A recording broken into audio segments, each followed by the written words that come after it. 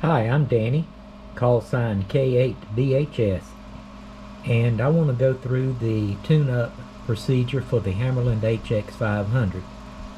Now the initial settings are as follows. Function switch is in double sideband. Operation switch is in standby. Audio level is at 0. Driver tune is at the 5 position. Band selector is the 40 meter band, or whatever band you want to tune up for. And the frequency is set to the frequency in megahertz. In this case, it's at 7.200. Calibrate level is at 5. Meter selectivity or sensitivity is set to 5. RF level is set to 3.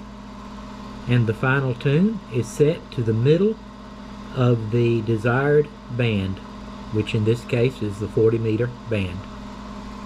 Box delay is set to full counterclockwise position.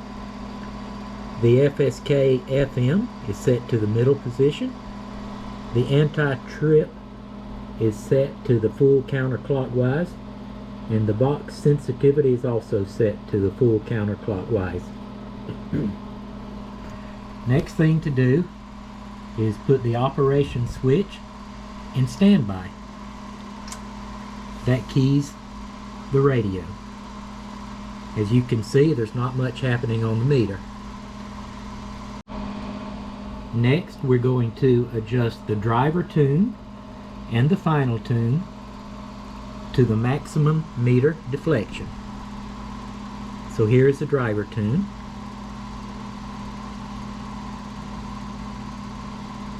There we go.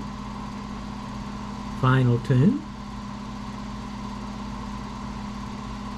And we're going to go back and forth between the two until we reach a maximum reading.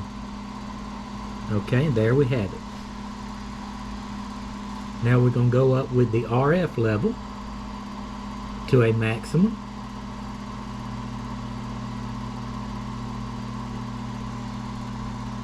I'm going to put it in standby.